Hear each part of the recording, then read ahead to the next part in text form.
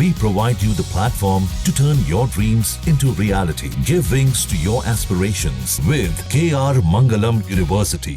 अनिरुद्धाचार्य ने जो कुछ भी कहा वो उन पर कायम है और वहीं उनके विवादित बयानों के खिलाफ साधु संतों ने मोर्चा खोल दिया है।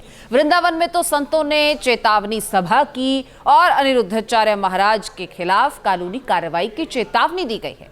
रिपोर्ट आप देखिए।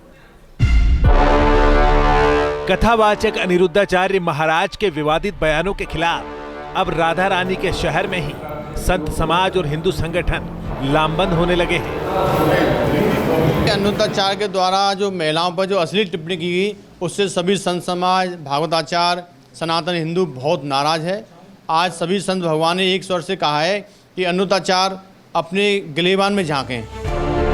अनिरुद्धाचार्य महाराज के कई बयान वायरल हो चुके हैं जिसमें उन्होंने महिलाओं पर टिप्पणी की है जिसका विरोध भी हो रहा है। लेकिन अब वृंदावन में साधु संतों ने भी अनिरुद्धाचार्य के खिलाफ मोर्चा खोल दिया है।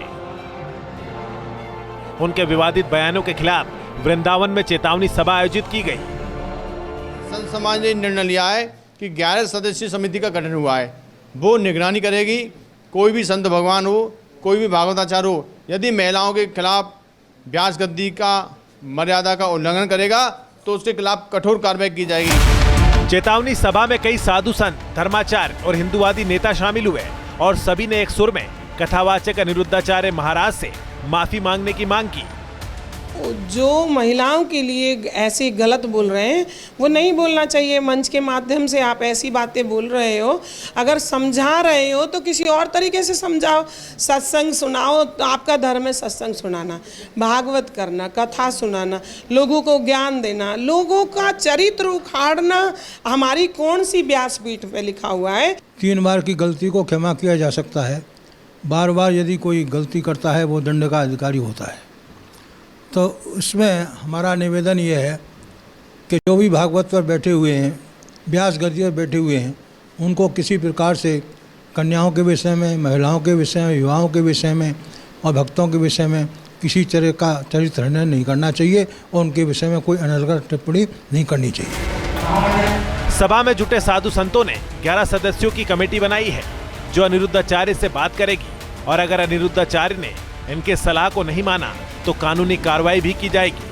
जानकी में इसलिए निंदा की विषय है कि बहू में दोष है तो सास समझाएगी, उसका पति समझाएगा, ससुर का अधिकार नहीं है। तो नारी की भाई जब बेटी बड़ी हो जाती है तो माँ समझाती है हर प्रकार से, पिता एक दूर से ही स्पर्श भी नहीं कर सकता।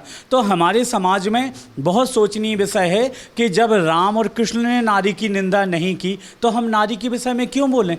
जिस तरीके से उन्होंने ये बातें कही हैं बहन बेटियों के प्रति गलत है, निंदनीय है, इस प्रकार से नहीं कहना चाहिए। यदि वो कह रहे हैं तो उनको ये देखना चाहिए कि कौन सी बात कहाँ पर कहनी है, क्योंकि नीति पुराण में भी लिख दिया है स्थाने भ्रष्टा न सोवंते दंता केसा नखा न रहा। हर बात को हर जगह नहीं कहा जा सकता। और मैं तो यही कहना चाहूँगा कि देखो आगे से कोई भी इस तरीके करे गलती करे स्वीकार उसे ही इंसान कहते हैं और करे गलती पे गलती उसे हैवान कहते हैं। वाचक अनिरुद्धाचार्य अभी तक अपने अनुयायियों को धर्म कर्म का पाठ पढ़ाते रहे हैं, कथाओं के जरिए सद्मार्ग का संदेश देते रहे हैं।